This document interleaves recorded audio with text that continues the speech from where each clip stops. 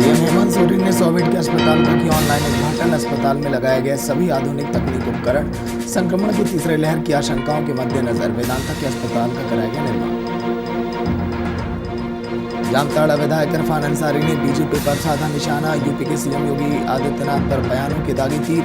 UP में हुए 22 मरीजों की मौत पर सीएम योगी को बताया जिम्मेदार।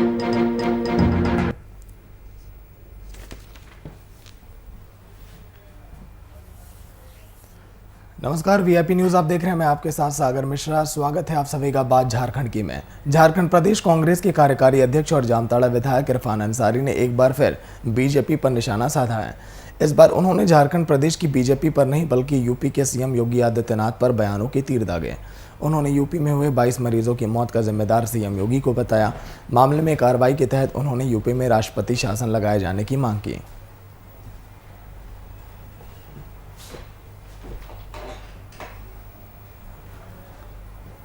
इसमें 22 लोगों की जान चली गई।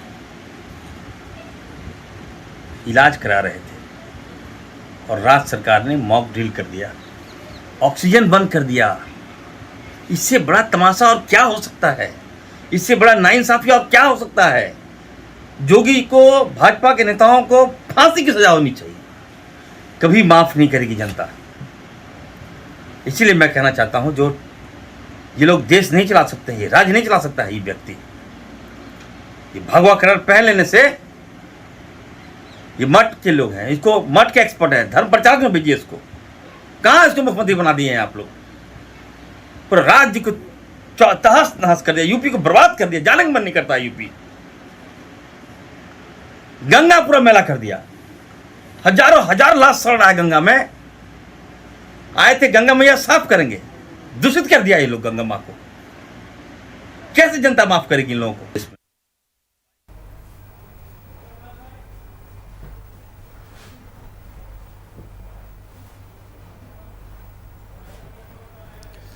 संवाददाता अभिनव कुमार फोन लाइन पर पूरी जानकारी के साथ। अभिनव, इरफान अंसारी ने आज के दिन बीजेपी पर निशाना साधा है योगी आदित्यनाथ के जरिए। जो 22 मौतें हुई अस्पताल में, उसको लेकर अभिनव। बिल्कुल बिल्कुल सागर, आपने सही कहा। अब देखिए, इरफान अंसारी जो हमेशा से चर्चा में रहते हैं, और झारखंड की बात करें तो जामताड़ा से कांग्रेस कोटे से विधायक भी हैं और हमेशा आप देखिए ना कुछ मुद्दे को लेकर वो हाईलाइट में रहते हैं। और एक जो भी कहे आप कि इस मुद्दे को लेकर उन्होंने योगी आदित्यनाथ जो यूपी के मुख्यमंत्री हैं, उन्होंने जमकर कटाक्ष करी है। और दरअसल मामला ये है कि 22 लोग को जो इरफान अंसारी बयान दे रहे थे कि 22 लोगों की मौत हो गई है और ऑक्सीजन उनको नहीं मिला है, इस तरीके की लापरवाही सामने आ रही है यूपी से। और उन्होंने जमकर खरी खोटी सुनाई है यूपी के मुख्यमंत्री आदित्य योगीनाथ को कि इतने लोग की मौत हो जाती है, इनको इस्तीफा दे देना चाहिए। इनसे उत्तर प्रदेश जो है राज्य, वो संभल नहीं रहा है, क्या स्थिति बनी हुई है सबके सामने है। उन्होंने ये भी कहा कि जो मौतें हुई थी, अगर बात करें तो गंगा में बहाया गया उसको, और क्या सीनेरियो बना पूरे देश के सामने है, सबको पता है कि क्या सीनेरियो था। जहां तक अगर गंगा सफाई की बात करें, चाहे पीएम नरेंद्र मोदी की बात करें, कई और नेता बात करते हैं, लेकिन अब क्या स्थिति बनी हुई यूपी में आप देख सकते हैं। तो उन्होंने जमकर खरी खोटी सुनाई है यूपी के मुख्यमंत्री को। और जाहिर सी बात है, आप देखिए क्या स्थिति बनी हुई यूपी में, और इसको लेकर जो है इरफान अंसारी जो है जामताड़ा से विधायक और कांग्रेस कोटे से विधायक है, उन्होंने जमकर क्लास लगाई है यूपी के मुख्यमंत्री आदित्य योगीनाथ को। उन्होंने कहा कि उनको इस्तीफा देना चाहिए। मरमाहत वाली खबर है कि 22 लोग यूपी में मौत हो जाती है ऑक्सीजन की कमी की वजह से, और इतना हंगामा पीटा जाता है कि यूपी में बहुत अच्छे काम हो रहे हैं, कई सारे लेवल पे काम हो रहे हैं, लेकिन वो साफ दिखाई नहीं देता है। तो इसको लेकर उन्होंने क्लास लगाई है चीज। अगर अभिनव, लेकिन विधायक इरफान अंसारी दूसरे राज्यों के मुद्दों पर तो बोल रहे हैं, लेकिन अपने विधानसभा क्षेत्र में वो कितना काम कर रहे हैं, उनके अस्पतालों के विधानसभा क्षेत्रों का क्या हाल है, इस पर उन्होंने कभी बातचीत की इस बारे में? देखिए, विधायक है, नेता है, पॉलिटिक्स होता है सागर, आपको भी बेखूबी पता होगा कि क्या चीजें सामने आती है। और चूंकि अगर हम बात करें तो बीजेपी उनके विपक्ष में है, तो जाहिर सी बात है कि कोई भी अगर बीजेपी के नेता इस तरीके का काम करता है और जो भी रिपोर्ट आती है, किसी राज्य की बात कर ले तो जमकर क्लास लगाने की बात होती है। और सीधी सी बात है, अगर जामताड़ा की बात करें तो जो भी हो, नेता तो पॉलिटिक्स करते हैं, राजनीति अपने तरफ होती है, लेकिन अगर बात करें तो कोई ऐसा नेता, उन्होंने किसी भी पार्टी की बात कर ले तो कमियां और खामियां रहती है। लेकिन इरफान जी। अंसारी की बात कर ले, ठीक है, अपने तरीके से वो काम करते हैं, लाइमलाइट में रहते हैं, लेकिन कहीं ना कहीं नेगेटिविटी भी कई सारी चीजों को देखने को मिलती है। तो अपने अपने तरीके से काम करते हैं। उनका बयान था, चूंकि अगर हम बात करें तो बीजेपी विपक्ष में है और इसको लेकर उन्होंने बयान दिया था यूपी के जो मुख्यमंत्री आदित्य योगी नाथ को लेकर। तो ये राजनीति है, सीधी सी बात है।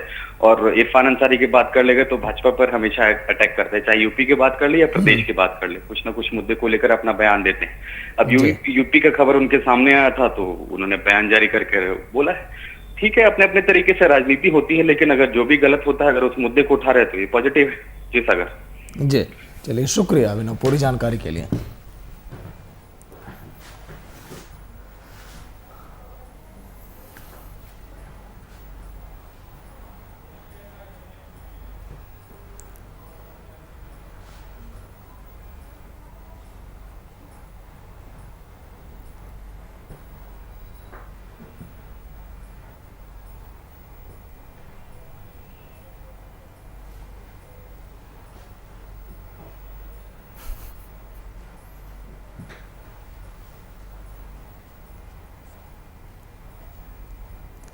विधायक इरफान अंसारी ने बीजेपी पर निशाना साधा, सीएम योगी पर।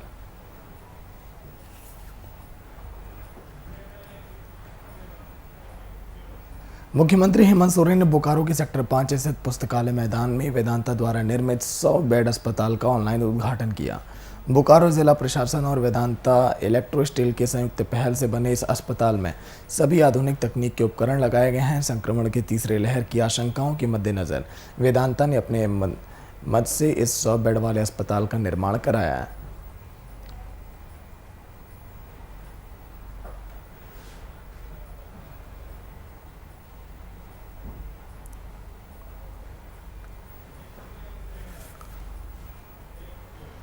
कांग्रेस विधायक इरफान अंसारी ने एक बार फिर से बीजेपी पर हमला किया। इरफान अंसारी ने बीजेपी नेता और रांची के विधायक सीपी सिंह पर गंभीर आरोप लगाया।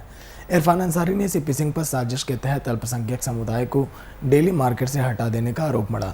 इस संबंध में इरफान अंसारी ने मुख्यमंत्री और मुख्य सचिव से इस मसले पर पत्राचार करने का आश्वासन भी दिया है।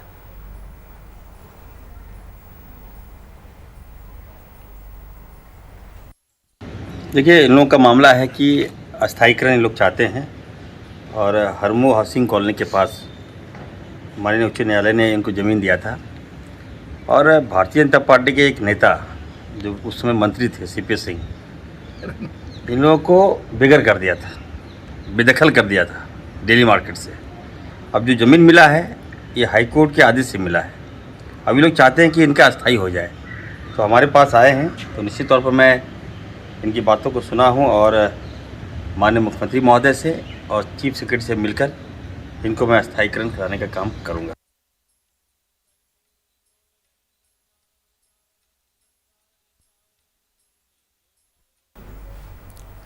कोविड-19 महामारी की तीसरी लहर की आशंकाओं और इससे संबंधित तैयारियों के साथ बोकारो जिले में व्याप्त बिजली संकट के निराकरण के लिए बोकारो के उपायुक्त कार्यालय के सभागार में एक आवश्यक बैठक बुलाई गई। बैठक में सभी अधिकारियों के अलावा बोकारो जिले के सभी विधायक मौजूद रहे। बैठक को संबोधित करते हुए उपायुक्त राजेश सिंह ने थर्ड वेव को लेकर जिला प्रशासन की तैयारियों को सतर्क बताया। वहीं बिजली की समस्या को लेकर उन्होंने नए ग्रिड से सप्लाई शुरू किए जाने का काम 2 दिन में शुरू किए जाने की बात कही। इस दौरान चारों विधायक ने भी मीडिया से बातचीत करते हुए अपनी अपनी प्रतिक्रिया वहां पर साझा की।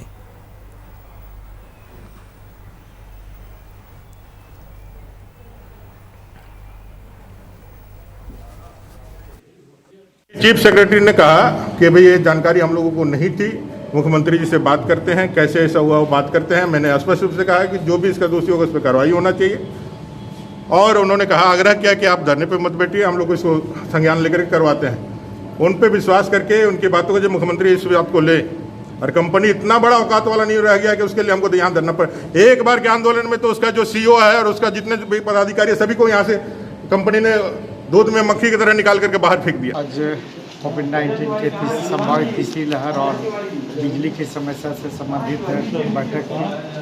इसमें क्षेत्र के कई लंबित परियोजना हैं, जैसे ललपनिया और साड़ा में सब स्टेशन बना हुआ, उद्घाटन नहीं हुआ रहा, उस पर आश्वासन मिला कि शीघ्र ही दोनों को सभी स्टेशनों का उद्घाटन होगा। इसके साथ ही मायापुर में पावर ग्रिड बनना था जो नहीं बन पा रहा है, 2 वर्षों से लंबित है। इसको लेकर बात हुई है, सकारात्मक आश्वासन मिला। संवाददाता विजय कुमार फोनलाइन पर पूरी जानकारी के साथ। विजय, उपायुक्त कार्यालय के सभागार में जो बैठक बुलाई गई, बैठक में क्या चर्चाएं हुई? विजय। हेलो जी विजय, बताइए। जी, आपकी आवाज कम आ रही है। विजय, आज के दिन जो निराकरण के लिए जो बैठक बुलाई गई सभागार में, बैठक में क्या चर्चाएं हुई? जी, मैं आपको बता दूं कि आने वाले 3rd फेज की तैयारियां और साथ में जो जिस तरीके से बोकारो जिले में अभी बिजली की कटौती और बिजली का जो स्तर खराब हुआ है, उसी को लेकर ये जितने भी जनप्रतिनिधि हैं उसमें चारों विधानसभा के विधायक, जिसमें गोमिया विधायक डॉक्टर लंबोदर महतो, बेरमो विधायक अनूप सिंह और साथ ही बोकारो के विधायक विरंची नारायण और चंदन कैरी के विधायक अमर कुमार बावरी और साथ ही जो है धनबाद लोकसभा क्षेत्र के सांसद पीएन सिंह भी मौजूद रहे और पीएन सिंह के साथ साथ अधिकारी में बोकारो के एसपी और बोकारो के उपायुक्त समेत सारे अधिकारी जो है और बिजली विभाग से जो रिलेटेड और स्वास्थ्य विभाग से जितने भी रिलेटेड अधिकारी हैं, सारे लोग इस मीटिंग में रहे। इस मीटिंग में मुख्य तौर पे अगर बात कहें तो जो 3rd फेज की तैयारी को लेकर चर्चा हुई और साथ ही साथ जो बिजली की लचर व्यवस्था है अभी बोकारो के शहरी और कस्बाई इलाकों में, उनको लेकर ये जो चर्चा हुई उसमें खास तौर पे अगर बिजली की हम बात करें तो बिजली की चर्चा जो है फुदनीडी सब स्टेशन को चालू करने की, जहाँ पे अधिकारियों ने कहा कि महज 3 से 4 दिनों में वहां पे जो है लाइन चार्ज कर दिया जाएगा और उसके बाद जो बिजली की समस्या है बोकारो के उपनगर 4 और जो भी ग्रामीण क्षेत्र है उनकी समस्या लगभग दूर हो जाएगी। और 3rd फेज की अगर हम बात करें 3rd फेज की, तो 3rd फेज की तैयारियों को लेकर भी चर्चा हुई। हालांकि 3rd फेज की तैयारी में बोकारो जिला प्रशासन ने एक अहम कड़ी आज जोड़ी है। उसमें वेदांता जो ESL लिमिटेड प्लांट है उनके तरफ से आज जो है 100 बेडेड के एक अस्पताल है उसका भी शुभारंभ किया गया है, जिसमें आधुनिक सुविधाओं से वो अस्पताल लैस है। और उस अस्पताल का जो है शुभारंभ जो हमारे राज्य के मुख्यमंत्री हैं माननीय हेमंत सोरेन ने आज ऑनलाइन माध्यम से उन्होंने किया है आज इस अस्पताल का शुभारंभ। इस अस्पताल में जो है 100 बेड है और 100 बेड में आधुनिक सुविधाएं जिसमें ऑक्सीजन रहित सारे बेड हैं और जो भी ICU और NICU की जो सुविधा है वो उसमें रखी गई है। और खास करके इसमें बच्चों को जो 3rd वेव में जो बच्चों की कही जा रही है कि ये 3rd वेव का जो भी कोरोना आएगा उसमें बच्चों पे ज्यादा इफेक्टेड करेगा, तो उसको लेकर जो है इस अस्पताल में देखा जाए तो बच्चों के लिए स्पेशल चिल्ड्रन केयर वार्ड बनाया गया है, जिसमें बच्चों की इलाज के लिए व्यवस्था रहेगी। तो कुल मिलाकर हम देखें तो आज की जो मीटिंग रही उस मीटिंग में काफी अहम मुद्दों पे चर्चा हुई। अहम मुद्दे में जो बिजली और 3rd वेव की चर्चा है, ये सारी चर्चा उसमें शामिल रही। जी, तो मतलब कि विजय अब ये मान लिया जाए कि सरकार की तैयारियां अब जोरों पर हैं 3rd वेव को लेकर। ना बिल्कुल, आपका कहना बिल्कुल सही है, क्योंकि अभी जो 3rd वेव की तैयारी है, क्योंकि अब 2nd वेव की जो तैयारियां थी उसके तो लगभग जो है राज्य सरकार ने हम यूं कह सकते हैं कि विजयी उसमें पा लिया है। महज अब कुछ ही जो है पूरे राज्य में केस रह गए हैं। अगर हम बोकारो की खुद बात करें तो बोकारो में 100 से नीचे केस रह गए हैं अब पॉजिटिव मामले। और जो अस्पतालों में जिस तरीके से भीड़ हो रही थी, लोगों को बेड नहीं मिल रहा था, ऑक्सीजन की कमी हो रही थी या फिर जिस तरीके की भी परेशानी हो रही थी, सारी परेशानियां दूर हो गई। आज की अगर स्थिति दिखाया जाए तो हमको लगता है कि जितने भी सरकारी अस्पताल हो या प्राइवेट अस्पताल हो उसमें महज बहुत कुछ कम लोग ही रह गए हैं जो कोरोना से ग्रसित है, और जो भी ग्रसित लोग रह गए हैं वो ऐसे क्रिटिकल पोजीशन में नहीं है कि उनकी जान चली जाए। तो कुल मिलाकर जो है 2nd वेव पे तो हमारे राज्य सरकार ने विजय पा ली है। जो अपनी तैयारियां थी, जो मुकम्मल तैयारियां थी, आपको पता है कि हमारे राज्य झारखंड के बोकारो से ही पूरे देश में जो है ऑक्सीजन की सप्लाई की गई थी। और महज बहुत लोगों को जिन्होंने जिनको ऑक्सीजन से कमी झेलना पड़ रहा था, ऑक्सीजन चूंकि प्राणवायु का काम कर रहा था, तो बोकारो जिले के जो बोकारो स्टील प्लांट है या ESL वेदांता है, इन्होंने ऑक्सीजन सप्लाई की है पूरे देश में। तो इस तरीके से जो है तैयारियां जो है 3rd वेव की मतलब लगातार। अभी आपको हम बता दें कि सदर अस्पताल के जो है उसमें भी जो है बेबी केयर यूनिट का जो है निर्माण किया जा रहा है, ताकि 3rd वेव में बच्चों की जो होने की आशंका है, इस 3rd वेव में कोविड में ज्यादा जो बातें जताई जा रही हैं, जो भी स्वास्थ्य के अधिकारी हैं या फिर जो भी डॉक्टर्स हैं या जो भी इसके वरीय जो सलाहकार थे, उनके द्वारा जो ये आशा जताई जा रही है कि 3rd वेव को लेकर जो है बच्चों पे काफी असर पड़ेगा, तो उसको लेकर जो है निश्चित तौर पर सरकार बहुत संजीदगी से काम कर रही है।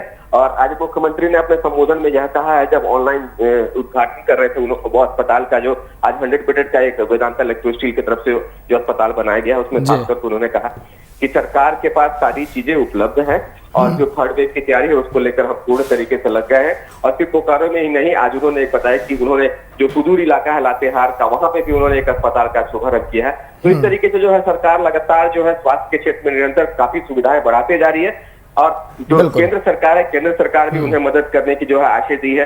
तो इस तरीके से जो है बिल्कुल सरकार पूरी बिल्कुल तरह से विजय कटिबद्ध है। मुस्तैदी दिखानी होगी, तभी जाकर थर्ड वेव पर हम विजय प्राप्त कर पाएंगे। शुक्रिया विजय पूरी जानकारी के लिए। जमशेदपुर के टिल्को क्षेत्र में पड़ने वाला मदर टेरेसा वेलफेयर ट्रस्ट का मामला थमने का नाम नहीं ले रहा। ट्रस्ट के संचालक हरपाल सिंह पर अनाथ आश्रम की ही 2 नाबालिग बच्ची से छेड़खानी करने का आरोप है।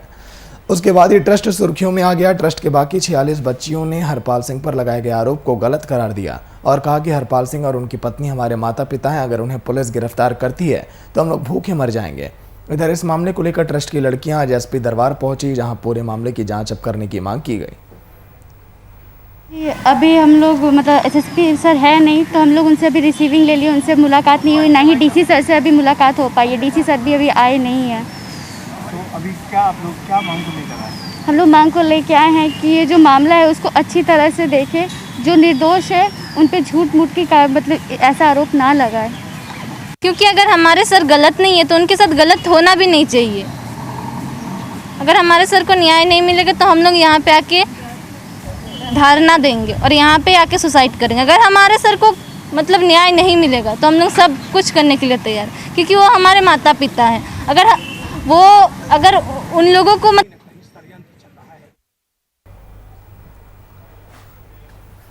और झारखंड में कोरोना के केस लगातार कम होते दिखाई दे रहे हैं। संक्रमित के आंकड़ों में लगातार गिरावट हो जा रही है। इस बार की गवाह ये स्थिति बिल्कुल वहां पर सामान्य हो गई, लेकिन मौजूदा समय में एक चैलेंज है पोस्ट कोविड सिचुएशन। देखिए आप, कोरोना के जो केसेस है लगातार कम हो रहे हैं। आंकड़े जो बता रहे हैं वो साफ तौर पे इशारा कर रहे हैं कि जो केसेस है झारखंड में वो कम होने लग रहे हैं। लेकिन एक चैलेंज देखने को मिल रहा है post Covid situation. Post Covid situation यानी जो कोविड के जो मरीज हैं जो ठीक हो चुके हैं, अब उनमें सिम्टम देखने लग रहा है पोस्ट कोविड सिचुएशन का। हाफने की बात कह ले या कई तरह के सिम्टम्स दिख रहे हैं। पोस्ट कोविड सिचुएशन क्या है, हमारे साथ बात करने के लिए है पोस्ट कोविड इंचार्ज, उनसे हम बात करेंगे। सर, क्या सिनेरियो बन रहा है? केसेस तो लगातार कम हो रहे हैं, लेकिन अब चैलेंज के रूप में पोस्ट कोविड सिचुएशन है। सबसे पहला सवाल यही मेरा रहेगा कि पोस्ट कोविड सिचुएशन क्या होता है? देखिए, पोस्ट कोविड कॉम्प्लिकेशन कहिए, पोस्ट कोविड कॉम्प्लिकेशन और मैनेजमेंट, उसके लिए ये हमारा ओपीडी खुला है, जो झारखंड में इस बार किसी भी सरकारी अस्पताल में पहला पोस्ट कोविड ओपीडी है।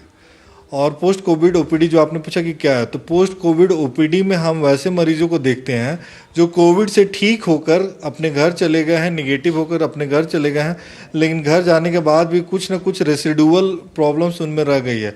जैसे कुछ मरीजों को थोड़ा सा चलने पर हाँफने लग रहे हैं, शॉर्टनेस ऑफ ब्रेथ जिसको कहते हैं, फिर थकावट आ जा रही है, कमजोरी आ जा रही है, नींद नहीं आना, छाती में दर्द होना, छाती में जकड़न जैसा लगना, पेट में दर्द होना, ये सारी समस्याएं हैं, विभिन्न प्रकार की समस्याएं जो पोस्ट कोविड मरीजों में देखी जा रही है।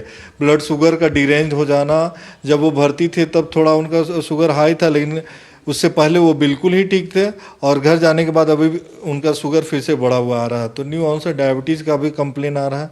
तो ये विभिन्न प्रकार की समस्याएं हैं जो पोस्ट कोविड कॉम्प्लिकेशन के रूप में हमारे सामने आ रही है, जिसमें हार्ट अटैक तक भी हम लोगों ने कुछ मरीजों का सुना है कि हार्ट अटैक। ऐसा क्यों देखने को मिल रहा है सर कि जो कोविड पेशेंट रह चुके जो ठीक हो चुके हैं उनमें कई तरह के लक्षण दिख रहे हैं, तो इसमें कैसे इसको देखें? देखिए, ये जो कोविड-19 निमोनिया है, ये एकदम नया डिजीज़ है हमारे लिए। अभी सारे रिसर्च स्कॉलर, साइंटिस्ट, डॉक्टर्स सब कुछ अभी स्टडी कर रहे हैं। ये देख रहे हैं कि ये एक इन्फ्लामेटरी डिसऑर्डर है, ये एक थ्रोम्बोएम्बोलिक डिसऑर्डर है, और इसमें ब्लड का क्लॉट बन रहा है जो थक्का शरीर के किसी भी भाग में जाके ब्लॉक कर सकता है।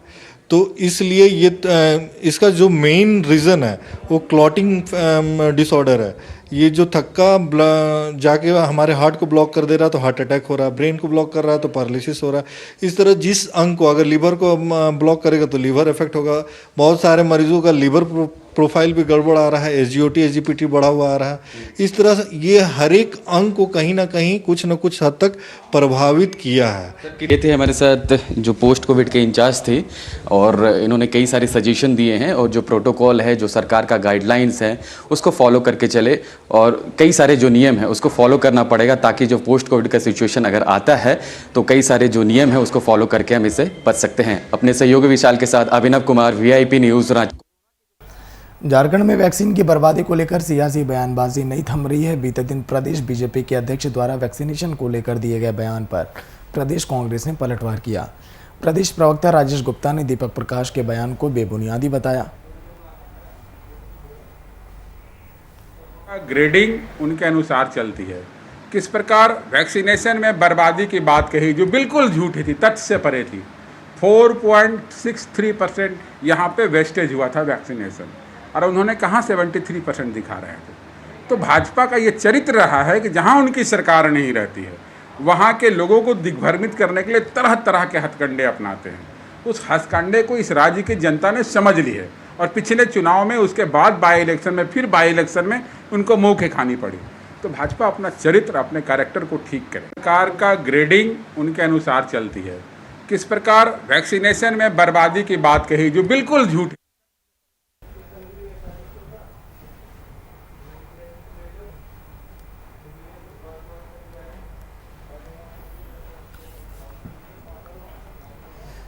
दुमका में कोरोना के मरीजों की संख्या में लगातार कमी आ रही है। जिला प्रशासन के द्वारा कोरोना टीका लगाने के लिए लगातार अभियान चलाया जा रहा है।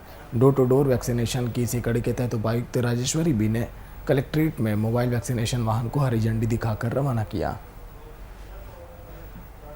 क्षेत्र के लिए 45 वर्ष से अधिक जो आयु वर्ग के लोग हैं उनके टीका के लिए हैं। हम लोग अपने अस्पताल में लगातार कैंप चला रहे हैं। एक सेंटर, परमानेंट सेंटर भी दुमका में चल रहा है, लेकिन ये देखा जा रहा है कि उसमें जो संख्या है वो धीरे धीरे घट रही है। तो इसीलिए थोड़ा और डिसेंट्रलाइज करते हुए जगह जगह पे जाकर के लोगों को मोटिवेट करके वैक्सीनेट करने के लिए ये चलंत वाहन को रवाना किया गया है। और क्योंकि तीसरा लहर का भी बातें उठ रही है और दुमका जिला में काफ़ी अच्छा सहयोग अभी तक हम लोगों को नागरिक से मिला है और वो लोग सभी लॉकडाउन का इम्प्लीमेंटेशन में भी अच्छी तरीके से हमारा सहयोग दिए हैं।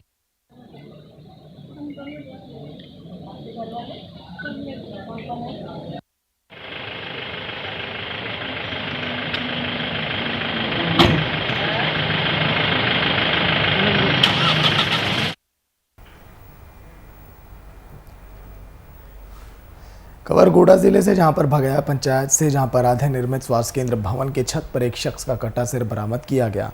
इसका पता उस वक्त चला जब देर शाम आसपास के कुछ बच्चे भवन में खेलकूद कर रहे थे। वह इसकी सूचना मैरहमा थाने को दी गई। घटना की सूचना मिलते ही मौके पर पुलिस पहुंची। सिर को अपने कब्जे में लेकर आगे की कार्रवाई में अब जुट गई है। ये मामला यही है कि जो ग्रामीणों के द्वारा दूरभाष से सूचित किया गया कि एक अर्धकटा जो सिर है धड़ से अलग, वह बड़ी भगैया में एक अर्धनिर्मित हॉस्पिटल है, ऊपर छत पे है।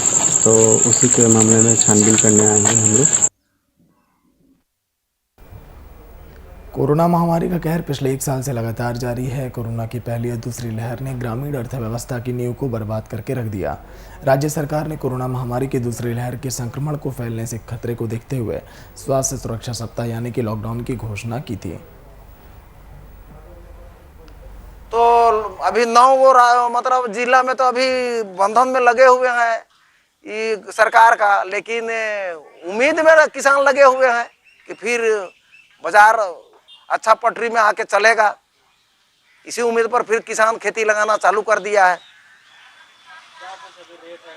अभी बाजार का रेट तो थोड़ा मोड़ा उठा है, लेकिन समझिए कि सब्जियां पूरा खराब हो गया पानी में। ये जो तूफान आया ये बहुते बर्बाद कर दी।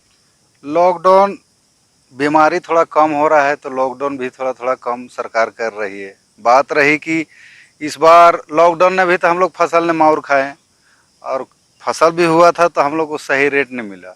और ऐसा तूफान एक आया, यस बोलते हैं, तो हम लोग की यसे कर दिया, सब चीज़ ले ही डूबा। हाँ,